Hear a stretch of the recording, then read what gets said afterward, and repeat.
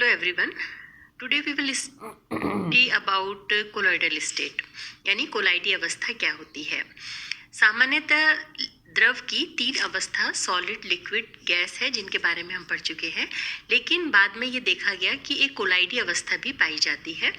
जो साइंटिस्ट थे Thomas Graham, उन्होंने देखा कि विभिन्न प्रकार के विलेय पदार्थों के विलयनों का अगर हम एनिमल या वेजिटेबल मेम्ब्रेन में से उसको पास करते हैं या मर्चेंट पेपर में से पास करते हैं तो उनके जो डिफ्यूजन रेट है, ठीक है, वो अलग अलग होती है। कुछ पदार्थों के विलयन जो है वो इस प्रकार की मेम्ब्रेन से तेजी से विस्तृत हो जाते हैं, जबकि कुछ पदार्थों के विलयन या तो बिल्कुल ही विस्तृत नहीं होते हैं या बहुत धीरे धीरे विस्तृत होते हैं। तो विस्तृत होने की क्षमता के आधार पर ग्राहम ने पदार्थों को दो भागों में डिवाइड किया है ना, यानी इसके अंदर कि some solutions flow very speedly while some very slow and some solutions do not get through at all. ठीक है, दो भागों में डिवाइड किया। वो क्या कौन कौन से? क्रिस्टलॉइड्स हैं और कोलॉइड्स हैं। क्रिस्टलॉइड्स क्या है? The solutions of the substances like sugar, urea, sodium chloride, sodium hydroxide pass very easily through the merchant paper. Grams named these type of substances as crystalline because in solid state they are in crystalline state. ठीक है ना, कि जिन पदार्थों के विलयन जो है वो एनिमल मेम्ब्रेन या मर्चेंट पेपर से शीघ्रता से विस्तृत हो जाते हैं, उन्हें हम क्या कहते हैं? क्रिस्टलॉइड्स कहते हैं। और दूसरी टर्म क्या है आपके? कोलॉइड्स। कोलॉइड्स क्या है? The solution of substances which do not pass through animal membrane और वेजिटेबल मेम्ब्रेन या मर्चेंट पेपर, उनको हम क्या कहते हैं? कोलॉइड्स कहते हैं। जैसे जिलेटिन है, स्टार्च है, प्रोटीन है, ग्लू है, ये सारे कोलॉइड्स के एग्जाम्पल हैं। क्लियर? अब on the basis of size of the particle, solutions are divided into three categories: true solution, suspension और कोलाइडल सॉल्यूशन। यानी हमने क्या किया कि जो कोलॉइडी अवस्था है वो विलयन में उपस्थित कणों के आकार पर निर्भर करती है। ठीक है, तो कणों के व्यास के आधार पर हमने विलयनों को तीन भागों में बांटा है: ट्रू सॉल्यूशन यानी वास्तविक विलयन, सस्पेंशन यानी निलंबन, और कोलॉइडल सॉल्यूशन मतलब कोलाइडी विलयन। ठीक है, सबसे पहले ट्रू सॉल्यूशन। ट्रू सॉल्यूशन क्या हो जाएगा कि in this type of solutions the diameter of solvent and the solute particle is nearly the same and a homogeneous solution is formed. Here the size of the solute particle is nearly less than 10 raised to the power minus 7 centimeter. These particles cannot be seen even through powerful microscope. Here particles are present in the form of molecules or ions. These particles diffuse very quickly. यानी वास्तविक विलयन क्या हो जाएगा? जो homogeneous यानी समांग होगा, है ना। इस प्रकार के विलयन में जो विलायक है मतलब और विलेय पदार्थ है, इनके दोनों के कणों का जो व्यास है वो लगभग समान होगा। तो ये आपस में क्या करेंगे? होमोजीनियस विलयन सॉल्यूशन बनाएंगे, यानी समांग विलयन बनाएंगे। इसमें विलेय पदार्थ के कणों का आकार जो है वो लगभग 10 raised to the power minus 7 centimetre होता है। और सेकेंड टाइप का होता है निलंबन यानी सस्पेंशन। सस्पेंशन क्या है?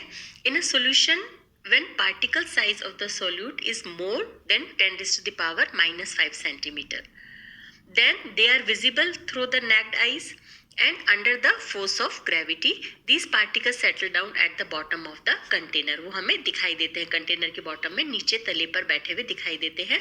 The suspension is heterogeneous, तो अलग ये दिखाई दे रहे हैं सॉल्यूशन से, तो ये क्या हो गया? हेट्रोजीनस हो गया। and these particles cannot pass through the pores of ordinary filter paper. ordinary filter paper से ये पास नहीं हो पाते हैं, यानी फिल्टर पत्रों के छिद्रों में से बाहर नहीं निकलते हैं, वो निलंबन कहलाते हैं, सस्पेंशन कहलाते हैं। And third is colloidal solution. Colloidal solutions क्या होते हैं?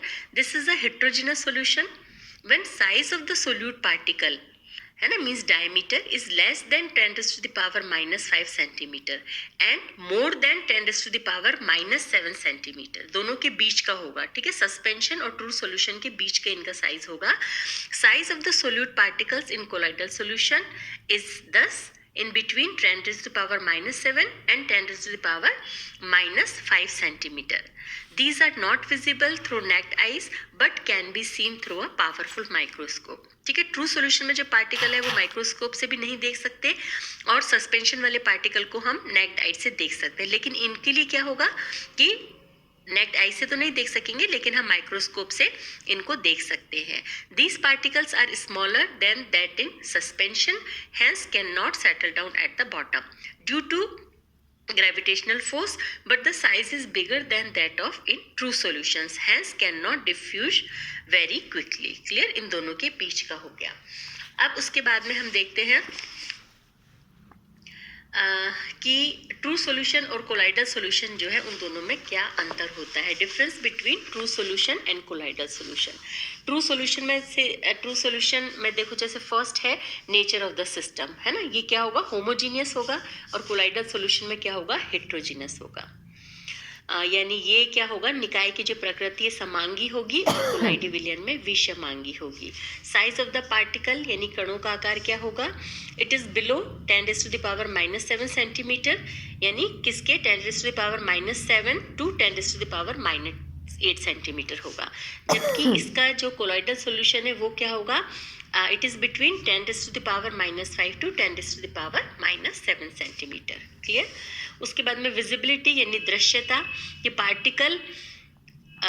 Particles are not visible even through microscope से भी आप इसको नहीं देख सकते हैं, है ना, यानी इनके कणों को हम अति सूक्ष्मदर्शी से भी नहीं देख सकते, जबकि कोलाइडल सॉल्यूशन जो है इनको हम माइक्रोस्कोप से देख सकते हैं।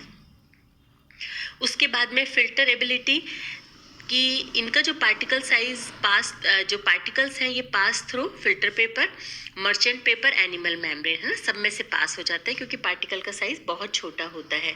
जबकि कोलाइडल सॉल्यूशन में क्या होगा, particles can pass through a filter paper but not through merchant paper और एनिमल मेम्ब्रेन। ठीक है, यानी कोलाइडल विलयन में क्या है कि फिल्टर पत्र से तो इसको छाना जा सकता है, लेकिन जो एनिमल मेम्ब्रेन जिसको होता है चर्म पत्र या जानतर झिल्ली है, उससे हम इनको नहीं छान सकते हैं। उसके बाद में फिफ्थ है एड्सॉर्प्शन कैपेसिटी। ट्रू सॉल्यूशन की एड्सॉर्प्शन कैपेसिटी लो होती है, जबकि कोलाइडल सॉल्यूशंस की क्या होगा, वेरी हाई होती है। उसके बाद में इलेक्ट्रोफोरेसिस यानी वैद्युत कण संचलन, ये क्या है, डू नॉट शो इलेक्ट्रोफोरेसिस, ये शो नहीं करते हैं, जबकि जो कोलाइडल सॉल्यूशन है शो इलेक्ट्रोफोरेसिस, यानी कि ये जो कोलाइडी विलयन है ये वैद्युत कण संचलन प्रदर्शित करते हैं। उसके बाद में Brownian movement, do not show Brownian movement, है ना, क्योंकि ट्रू सॉल्यूशन है तो इसे ब्राउनियन मोशन भी शो नहीं करते हैं, जबकि ये जो है कोलाइडल सॉल्यूशन जो है वो शो ब्राउनियन मूवमेंट। उसके बाद में टिंडल इफेक्ट जो है ये do not show Tyndall effect, जबकि जो कोलाइडल सॉल्यूशंस हैं वो क्या होगा कि टिंडल इफेक्ट शो करते हैं। ठीक है, तो इसका मतलब दोनों के ट्रू सॉल्यूशन और कोलाइडल सॉल्यूशन में ये डिफरेंस होता है। इसमें ट्रू सॉल्यूशन में इलेक्ट्रोफोरेसिस है, ब्राउनियन मोशन है, टिंडल इफेक्ट है, ये कुछ भी शो नहीं करेंगे, जबकि कोलाइडल सॉल्यूशन जो है ये शो करेंगे। उसके बाद में हम देखते हैं कोलाइडल सिस्टम क्या है। ठीक है, कि जो वास्तविक विलयन के कणों का आकार बढ़ाकर और जो निलंबन है सस्पेंशन, इनके कणों का आकार घटाकर कोलाइडी विलयन को हम प्राप्त कर सकते हैं। ठीक है, इनको हम बना सकते हैं। इसलिए जो ट्रू सॉल्यूशन है और जो सस्पेंशन है इनके मध्य कोलाइडी विलयन या कोलाइडी निकाय होते हैं। ठीक है, इनके बीच में माध्यम में वितरित पदार्थ के कणों का आकार 10⁻⁻⁻ सेंटीमीटर से 10⁻⁻5 सेंटीमीटर की रेंज में होने पर हम सिस्टम को क्या कहेंगे, कोलाइडी सिस्टम कहते हैं, जैसे कि अभी हमने इसमें पढ़ा। अब कोलाइडी विलयन दो प्रावस्थाओं के विषमांग मिश्रण होते हैं, जिनमें एक विलयशील पदार्थ के कणों के रूप में होता है जिसे हम क्या कहेंगे, परिक्षिप्त प्रावस्था यानी डिस्पर्स्ड फेज कहेंगे, और दूसरी प्रावस्था विलायक है जिसमें फैले रहते हैं, उन्हें हम क्या कहेंगे, डिस्पर्शन मीडियम कहते हैं।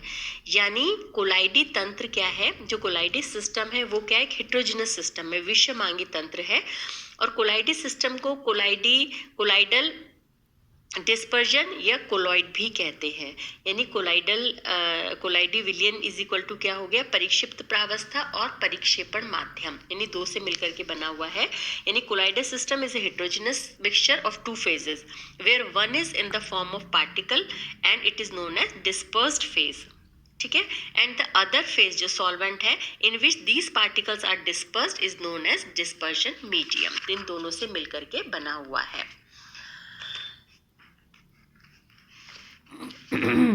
For in addition to solid, dispersed phase can also be a liquid or a gaseous state. Similarly, dispersion medium can be solid, liquid और gas, है ना.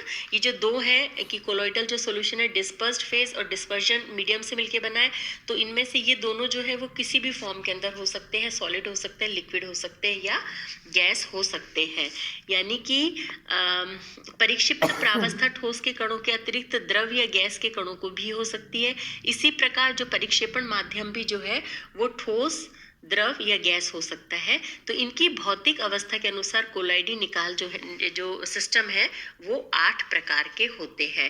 यानी इसमें ये हो जाएगा कि solution of a gas in a gas is homogeneous solution, है ना. अब इसमें कुछ एग्जांपल दे रखे हैं जो हम नेक्स्ट उसमें पढ़ेंगे कि सिस्टम ऑफ कोलाइडल सॉल्यूशंस के 8 जो हैं वो कौन कौन से हैं. क्लियर? Okay, thank you.